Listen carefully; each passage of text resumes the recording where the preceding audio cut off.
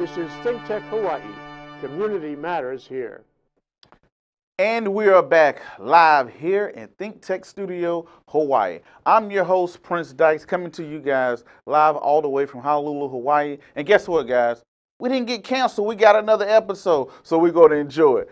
But as you guys already see in the description box, today's episode is going to be about interest rates, federal government interest rates. And I know you're probably thinking, man, why is that so important? So to start this thing off, one thing that I was at Berkshire, which is Warren Buffett's, the greatest investor of our time, annual meeting 2 months ago. And one of the things he said, he was like, hey, if I could have one tool going into the future, this is verbatim, if he could have one tool going into the future, he would like to know what interest rates would be. And I wrote that down and I said, okay, interest rates, that seemed like it might be a little important.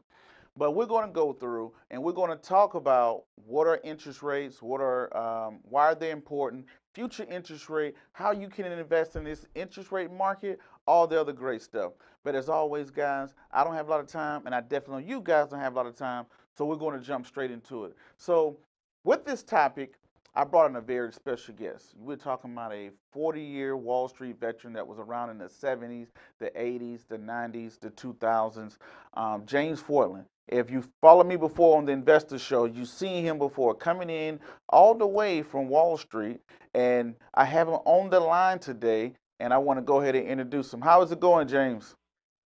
Hey, how are you today? I'm doing outstanding. Thank you for calling in. For people who don't know who you are, tell us a little bit about yourself in this financial industry. Oh, I guess the important thing to know about me is I had been involved in investing basically since I was a kid in the 70s. Then I worked on Wall Street from about 1982 till 2008, I guess, is the whole time where I was full time. Okay. So being around the market and stuff like that, right? So you're an expert. You've seen a lot. Seen a few ups and downs. I don't know if I call myself an expert, but I've gone through a couple of market cycles. Okay. Well, that's experience, right? That's a lot of experience that you have. Now, this thing, federal government interest rate, to anybody out there listening, what are the federal government interest rates? Well, right now, what you have is an unusual situation where you have historically low interest rates, and they've remained historically low for probably, I guess, the better part of 10 years. Mm-hmm. It's abnormally low. And for a lot of people, you're just about to see the Federal Reserve is in the process of raising those rates up from those historically low levels. Okay.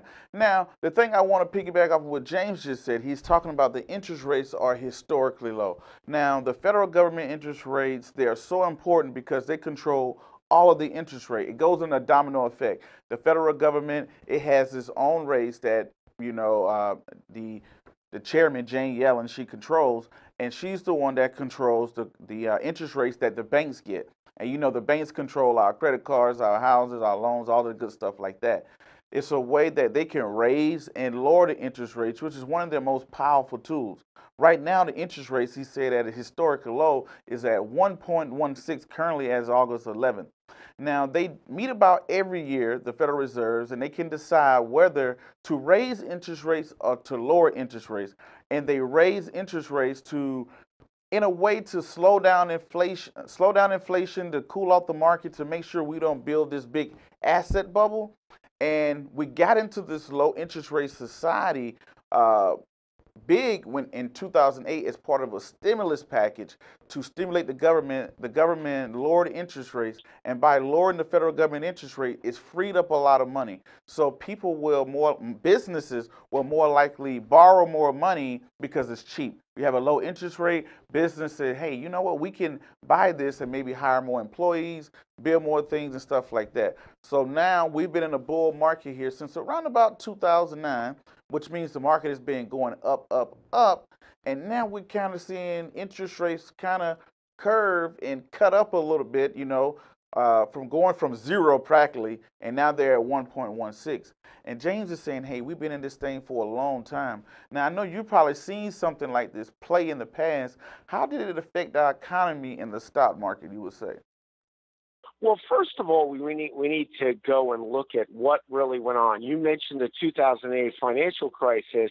The Federal Reserve lowered rates, and then they went into they even try to push rates lower by doing something called quantitative easing, which is a really big word for basically they printed a lot of money and they pushed it into the economy.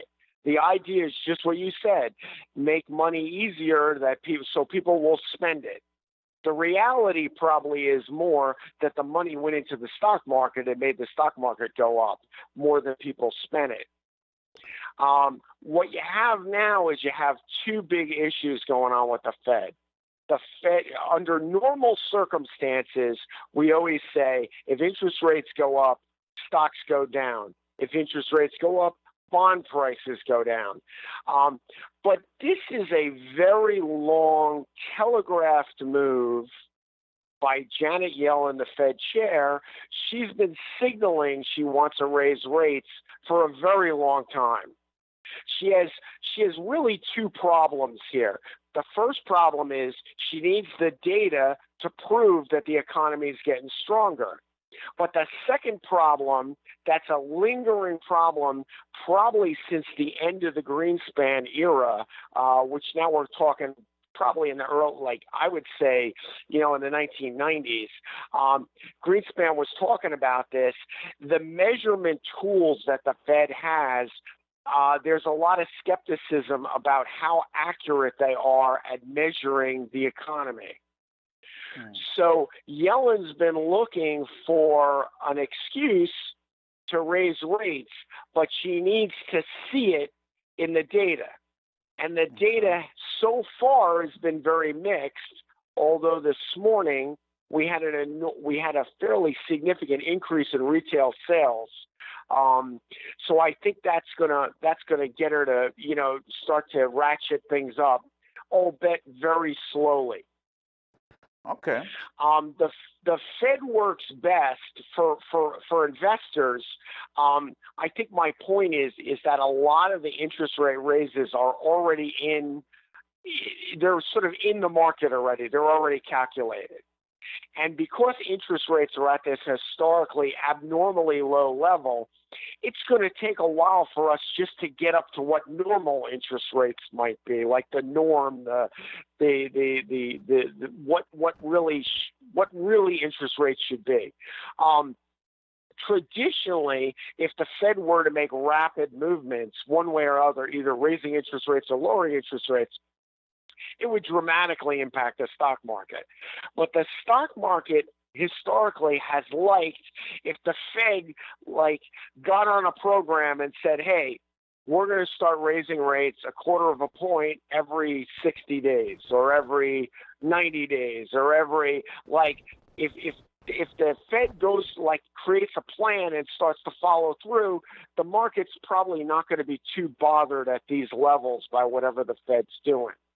If the Fed suddenly becomes very erratic and sort of waits too long and then has to ratchet interest rates up really quickly, that could create a lot of blowback with the stock market. In other words, you could knock the market down really significantly. Okay. Now, by you saying this, right, you make some very great points. As he's talking about Janet Yellen, they call her Mother Goose on Wall Street, correct? Yes, she's the Mother Goose. So she's Mother Goose on Wall Street, and she has the power. Once they're elected by once they're appointed by the governor, the president. Right, they're appointed. And the Senate approves them. They're pretty much, in their own little lane to do whatever they want to do. Now, the thing about it is that he spoke about quantitative easing. People call that pumping money into this market. And, some people say, hey, well, we think it's created a bubble. But the thing about it now, James, is that we're at this historically low interest rates level. Where do you see interest rates going into the future, and what effect do you think it will have on the stock market? Well, I think if there's because this has been such a long telegraphed process, so in advance, I think you see a lot of that in the market already. The market is reflecting, in my view, much higher interest rates than now. Although much higher interest rates than now would still be very low interest rates. Okay. And I think that's what you have to understand, is that we're coming up from a really low floor. Okay. So we're going to need to raise rates. The Fed's going to need to raise rates really significantly to even get to where it starts to become an issue. Like I think it's sort of under the radar yet. Like rates can go up quite a bit from here, maybe even double from where they are at the Fed level. And that may have very little impact on the stock market. But once you start to push past, say, doubling where they are here, or maybe then it's gonna start to be a measured move, and the market may have some issues digesting like much higher rates. Okay. Again, it's all in the follow through. Is if the Fed does this methodically over a long period of time, they keep talking about it. I mean, Yellen's on TV every minute saying, "Look, we're looking to raise rates." And then sometimes she'll backtrack and go, "But I'm not seeing the numbers yet to raise rates, but I feel like we should." Well, now with retail sales going up a lot, there's some other issues that you might think that are implying that the economy is starting to move forward at a much faster pace. I think she's gonna start to follow through now. Okay. Again, I'm going to go back to what I first said, is you got to still look at the data. And the data has got to really prove out for the Fed chair. The data she looks at has got to say, hey, this economy is growing. Inflation is starting to build. That's what she wants. Then she's going to raise rates to combat that. I think one of the issues is that despite her talk, I would say probably in the last year, 2 years almost, of trying to raise rates, the data hasn't followed through. We've had a good quarter, a bad quarter, an okay quarter, a good quarter. It's been very inconsistent. And then, of course, there's a lot of people who argue that the data the Fed uses doesn't really measure the economy correctly. Inflation is much higher than the Fed is measuring it at. Okay.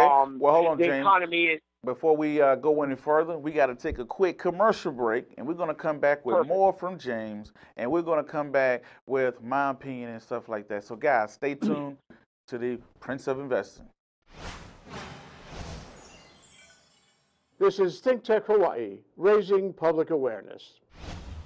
But grandmother, what big eyes you have. She said. What are you doing? Research says reading from birth accelerates our baby's brain development. Push! Read aloud 15 minutes. Every child, every parent, every day. Aloha, I'm Richard Concepcion, the host of Hispanic Hawaii. You can watch my show every other Tuesday at 2 p.m. We will bring you entertainment, educational, and also we tell you what is happening right here within our community. Think Tech Hawaii. Aloha. I just walked by and I said, "What's happening, guys?" And they told me they were making music. It's the way you walk, it's the way you talk.